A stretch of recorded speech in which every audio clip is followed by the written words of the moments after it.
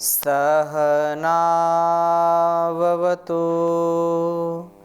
सहनो भुनक्तु सह वीर्यं करवावहै तेजस्विनावधीतमस्तु मा विद्विषावहै। ओम शांति शांति शांति। वैदिक जीवन पद्धति की इस कक्षा में पुनः आप सभी श्रोताओं का, दर्शकों का हार्दिक स्वागत है, अभिनंदन है। संसार में हम आगे बढ़ना चाहते हैं और आगे बढ़ना ही मनुष्यता, दिव्यता और अपने जीवन का जो अंतिम लक्ष्य है उसकी प्राप्ति का परम उद्देश्य होता है। जो संसार में आगे बढ़ना चाहता है उसके लिए परम आवश्यक यह है कि अपनी सामर्थ्य के अनुसार सतत आगे बढ़ने का प्रयत्न जारी रखें तथा महत्वपूर्ण बात यह है कि अपने मनसा वाचा कर्मणा, मुख्य रूप से जो हम व्यवहार में सतत प्रयोग करते हैं, जिसके बिना हमारा व्यवहार चल नहीं सकता है, तो उस वाणी का हम बहुत ध्यान रखें, पवित्र वचनों का ध्यान रखें। संसार पर आधिपत्य अपना जमाना चाहते हैं, आधिपत्य रखना चाहते हैं, संसार में सबसे अग्रणी बनना चाहते हैं, सभाओं में, समाजों में यदि अग्रणी बनना चाहते हैं, अपने जीवन में सबसे ज़्यादा श्रेष्ठ ज्येष्ठ बनना चाहते हैं अन्य की अपेक्षा, तो अपनी वाणी पर हमको पूरा नियंत्रण रखना चाहिए। और परमात्मा के द्वारा जो वाणी का सामर्थ्य मिलता है, इस सामर्थ्य से उस परमात्मा को सदा सर्वदा सर्वत्र उसकी स्तुति, प्रार्थना, उपासना करते रहें। वाणी का एक भी पल हम कोई ऐसा दुर्व्यवहार न करें, वाणी से ऐसा कोई शब्द ना बोलें जो मुझको पीछे धकेलने वाली हो। इसलिए आज के इस कक्षा में हम ऋग्वेद के प्रथम मंडल के 19वें सूक्त के 10वें मंत्र का स्वाध्याय करेंगे। और बहुत ही सुंदर मंत्र है कि अपने जीवन का उत्कर्ष चाहने वालों के लिए यह परम आवश्यक है कि सुम्नयुः, यहाँ पर एक शब्द आया है सुम्नयुः, जो प्रभु को भजता हुआ, प्रभु की वाणियों को आत्मसात करता हुआ, प्रभु के द्वारा दी गए उपदेश का, उसके द्वारा बताए गए मार्ग का जो कभी भी अतिक्रमण नहीं करता है, वही सतत आगे बढ़ता जाता है। उसको कभी भी कोई बाधा, कोई संसार का तूफान रोक नहीं सकता। तो बहुत सुंदर मंत्र है। कहा है ओम पूतास्तिग्म शोचिसे वाचो गोतमाग्नये भरस्व सुम्नयुर्गिरः। ओम पूतास्तिग्म शोचिषे वाचो गोतमाग्नये भरस्व सुम्नयुर्गिरः। ओम प्रपूतास्तिग्म शोचिषे वाचो गोतामग्नये भरस्व सुम्नयुर्गिरः। एक बार मैं पुनः उच्चारण करता हूँ, प्रकर्षेण, प्रपूर्वक यहाँ पर कहा है ओम प्रपूतास्तिग्म शोचिषे वाचो गोतामाग्नये भरस्व सुम्नयुर्गिरः। गौतम ऋषि इस मंत्र का है और देवता अग्नि है। छंद निश्चित गायत्री, स्वर षडज। कहा है कि हे गौतम, अर्थात प्रशस्तेंद्रिय पुरुष। सुमनयुः प्रभु स्तवन को चाहता हुआ जीवन में आनंद, जो जीवन आनंदित करना चाहते हैं, जॉयफुल, पवित्रता से युक्त, हैप्पीनेस जो चाहते हैं, हैप्पीनेस की जो कामना करते हैं, उनको यह आवश्यक है कि प्रभु कृपा का उनको अभिलाषी होना चाहिए। और वास्तव में जिनके जीवन में हम हर पल प्रसन्नता देखते हैं, उनके जीवनों में, उनकी कृतित्व और व्यक्तित्व में बहुत ही कृतज्ञता होती है उस परमपिता परमेश्वर के प्रति। वह प्रभु कृपा का सदा अभिलाषी होता है।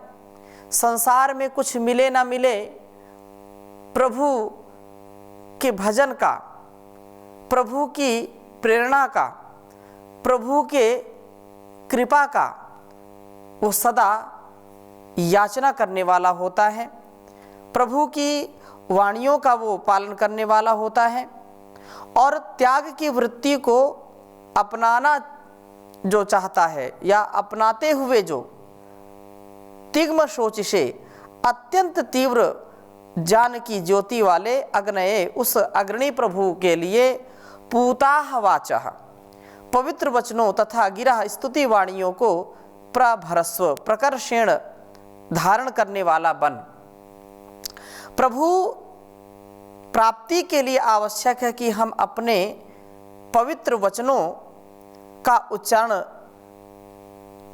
धारण करने वाला हम बन जाएं, अर्थात एक भी शब्द हमारे मुख से किसी को कष्ट पहुंचाने वाले न हों, शुद्ध वाणी का प्रयोग करने वाले हम बने, अशुद्ध उच्चारण न करें तथा किसी को भी बात हमारी चुभे नहीं, इसका हर पल हमको ध्यान रखना चाहिए। एक बात को कहने के हजारों ढंग हो सकते हैं।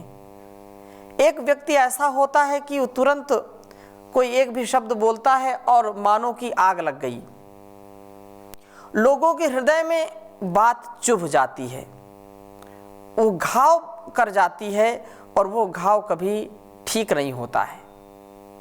ऐसा व्यक्ति आध्यात्म मार्ग में चल करके भी उन्नति को प्राप्त नहीं करता है। इसलिए अपने पवित्रता का ध्यान रखते हुए सबसे पवित्र वाणी को करना आवश्यक है।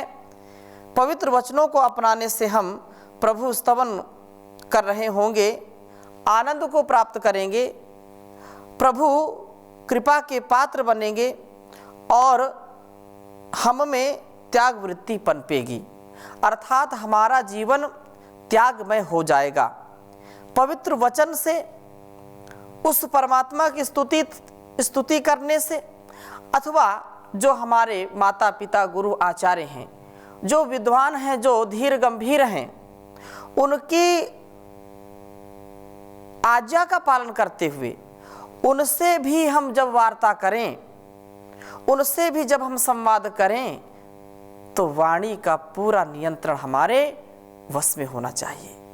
ऐसा करने से व्यक्ति को स्वयं भी सुख मिलता है, स्वयं भी आनंदित होता है और जिससे भी वो बात करता है उसको भी उतना आनंद प्रदान करता है। ऐसी धारणा के साथ, ऐसी मनोकामना के साथ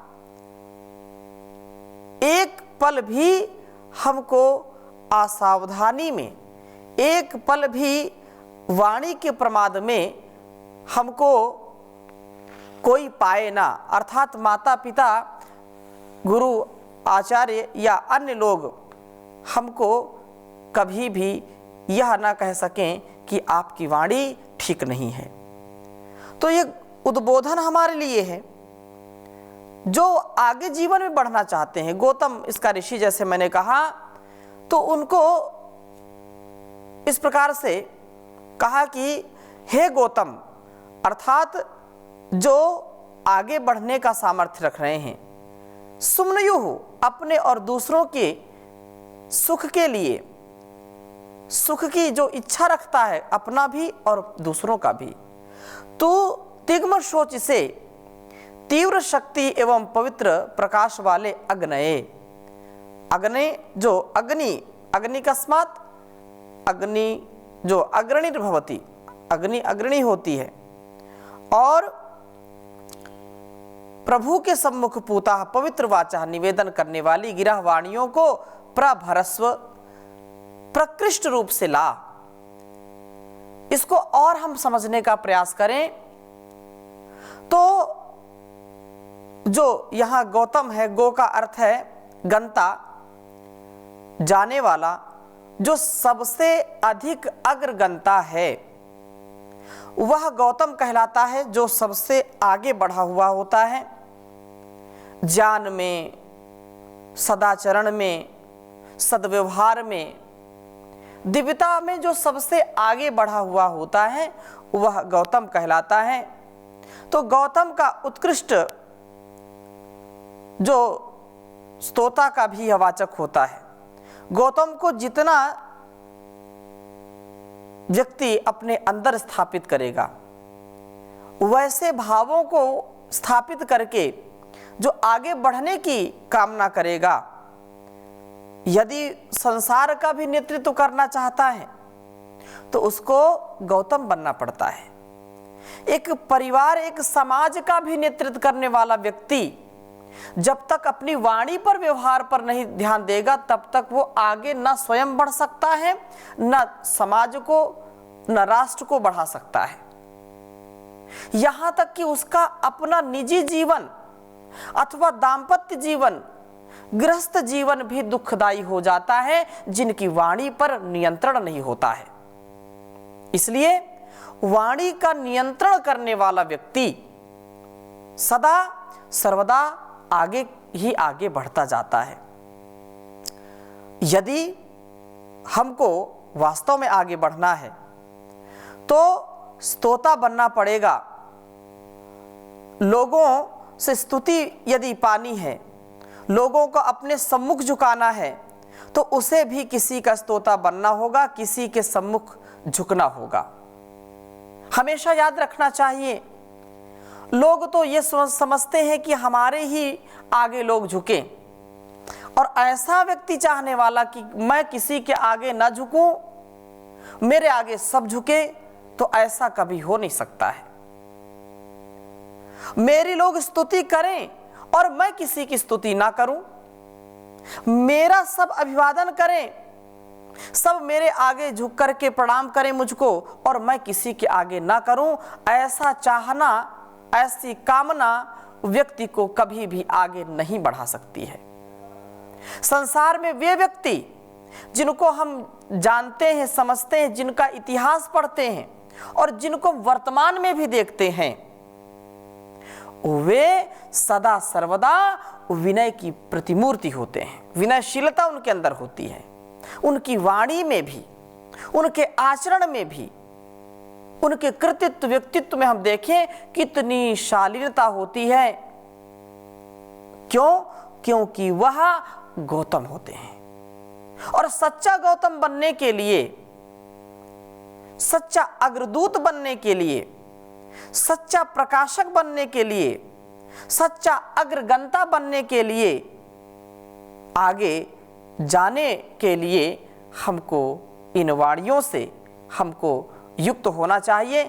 इसीलिए कहा कि हे गौतम, यदि नेतृत्व का भार तू अपने कंधों पर उठाया है तो तुझे सुमनयु बनना होगा। सुमन का अर्थ होता है सुख, और उसके या किच प्रत्यय लगा दिया तो किच जो है वेद में अपने तथा दूसरों के लिए किसी बात को चाहने के अर्थ में प्रयोग करते हैं। और इस प्रकार से चाहने वाला व्यक्ति कि मुझको भी सुख मिले और संसार को भी सुख मिले, मैं भी जान की गंगा में डुबकी लगाऊं, दूसरों को भी लगवाऊं, मैं भी कभी भी एक बार वाणी का दुरुपयोग ना करूं, सदा सर्वदा सर्वत्र सत्य और यथा योग्य उत्तमोत्तम वाणी का प्रयोग करूं, तो वह दूसरों को भी प्रेरणा देता है। इसलिए कहा कि जब ऐसी कामना करेगा, सुमनियो शब्द जो है यहाँ पर, हे गौतम, तुझे न केवल अपने सुख की अपितु दूसरों के सुख की भी चाहना करनी होगी, बल्कि यह कहना अधिक ठीक है कि अपने सुख को तिलांजलि दे करके जनता के, लोगों के, समाज के लिए आपको परोपकार करना पड़ेगा, सदाचार पूर्वक जीवन को व्यतीत करना पड़ेगा। तेन त्यक्तेन भुंजीथा की जो कामना है, जो उपदेश है परमात्मा के द्वारा, उसको आत्मसात करना पड़ेगा। और इस प्रकार से करने वाला व्यक्ति सदा आगे बढ़ता जाता है और उसके साथ 100, 1000, लाख और करोड़ लोग उससे जुड़ते जाते हैं। इस प्रकार से यहाँ पर हमको बहुत ही विचारपूर्वक अपनी वाणी पर पूरा नियंत्रण करते हुए जीवन को जीना चाहिए। अतः शक्ति एवं प्रकाश का संचय करने के लिए तू अग्नि प्रभु अर्थात जो प्रकाशक है सबका, उसके सम्मुख अपनी स्तुति वाणियों का उपहार ला। अग्नि प्रभु तिग्म शोची हैं, तीव्र ही शक्ति एवं प्रकाशक के पुंज हैं, वो प्रकाश दे देते हैं। उनसे शक्ति एवं प्रकाश पाकर के तुझे जन जन का नेतृत्व करना है, तुझे अग्रणी बनना है, समाज को नई दिशा देनी है, समाज की दशा बदलनी है। तो ऐसा चाहना, ऐसी कामना व्यक्ति को वासना से बचाती है, उसका मन उपासना में लगता है और जो इससे अपने को दूर करता जाता है वो सच्चाई से, अच्छाई से दूर हो जाता है। वह अपना तथा दूसरों का जो सुख है उसका हंता बन जाता है, उसका हनन करने वाला बन जाता है। यदि हम अपने जीवन का, अपने जीवन के पाथे का दिव्यता से आधान चाहते हैं, दिव्यता युक्त जीवन जीना चाहते हैं, तो हमको निश्चित रूप से मन की और वाणी की पवित्रता पर पूरा ध्यान देना चाहिए। तन की भी पवित्रता है, लेकिन वाणी की पवित्रता के विषय में ये चर्चा हुई है। तो यहाँ पर प्रभु को भी यदि वाणी की पवित्रता है तो वह उचित नहीं है। इसलिए कहा सत्यम वद धर्मम चर, सत्यम ब्रूयात प्रियम ब्रूयात, सत्य बोलो लेकिन प्रिय बोलो। अप्रिय वाणी का कभी प्रयोग नहीं करना चाहिए, अपवित्रता से नहीं करना चाहिए, क्योंकि अपवित्र वस्तु ना प्रभु को अर्पित की जाती है और ना ही प्रभु उसे स्वीकार करते हैं। वाणियों की पवित्रता आती है मन की और आत्मा की पवित्रता से। इसलिए हे गौतम, तुम अपने मन और आत्मा को पवित्र करके पवित्र वाणियों से प्रभु को रिझाओ, प्रभु की उपासना करो, प्रभु की स्तुति करो, प्रार्थना करो और उनसे शक्ति प्रकाश पा करके जन नेतृत्व एवं जन सौख्य में जुट जाओ। प्रभु का आशीर्वाद तुम्हें प्राप्त होता रहेगा, तुमको प्रभु की भक्ति मिलेगी और भक्ति से प्रभु की शक्ति मिलेगी, शक्ति से उन्नति होगी। उन्नति हमारे जीवन का लक्ष्य है। हम जीवन को दिव्यता से, डिवाइन लाइफ जिसको कहते हैं, उसको प्राप्त करें। हम किस अवस्था में हैं, किस आयु में हैं, किस उत्तरदायित्व में हैं, मैं युवक युवती हूँ, स्त्री पुरुष हूँ, कोई भी कैसी भी स्थिति में हो, सबका यही लक्ष्य होता है कि मैं अपने जीवन में सतत आगे बढ़ता रहूं। संसार में और हम क्या दे सकते हैं दूसरों को? वाणी से हम सबको अपना बना लेते हैं और वाणी यदि हमारी ठीक नहीं है तो हमारे अपने भी पराये हो जाते हैं। वाणी का प्रयोग जिनका बहुत ही दिव्य होता है, संसार में वो करोड़ों लोगों को अपना बना लेते हैं। और जिनकी वाणी ठीक नहीं होती, उनके 2, 4, 5 मित्र भी होते हैं तो वो भी धीरे धीरे टूट जाते हैं, यहाँ तक परिवार भी टूट जाते हैं, अपने रूठ जाते हैं। हम रूठे नहीं, स्वयं भी ना रूठें, दूसरों को भी ना रूठने दें, स्वयं सुलझ करके रहें, उलझ करके ना रहें। उलझन है संसार, इस उलझन से बचने के लिए अपनी वाणी व्यवहार पर हमको पूरा नियंत्रण रखते हुए पवित्रता से जीवन जीना चाहिए। यही बात यहाँ पर कही है कि प्रभु तभी उसको आशीर्वाद देते हैं, तभी उसको अपने ज्ञान से परिपूर्ण कर देते हैं, अपने जीवन की जो गति है, जो प्रगति है, उसको पा लेता है। इसलिए यहाँ पर बहुत ही सुंदर बात कही है कि हम प्रभु का गुणगान करें दिव्यता से, पवित्रता से। और क्या कहा, जो दूसरों के और अपने सुख की कामना से आगे बढ़ता है वही व्यक्ति जीवन का अंतिम लक्ष्य पा लेता है। दूसरों को उबारते हुए मझधार में लोग हैं, तो जितना मुझको ज्ञान हो गया है, जितना मुझको शारीरिक, मानसिक, आत्मिक बल मिल गया है, उस बल को मैं निर्बलों के काम में लगाऊं। कहा है वह इंसान सच्चा जो किसी के काम आता है, दुखी होता दुखी को देख कर आंसू बहाता है। विषय और वासना में ही समय अपना गंवाए जो, विषय और वासना में ही समय अपना गंवाए जो, कमाए पाप से दौलत बुराई में लुटाए जो, वह नर इंसानियत के नाम पर धब्बा लगाता है, दुखी होता दुखी को देख कर आंसू बहाता है। हजारों आदमी बिना औषधि बिना कफन के मरते हैं, न तन पर उनके हैं वस्त्र, न उनके बच्चे पढ़ते हैं।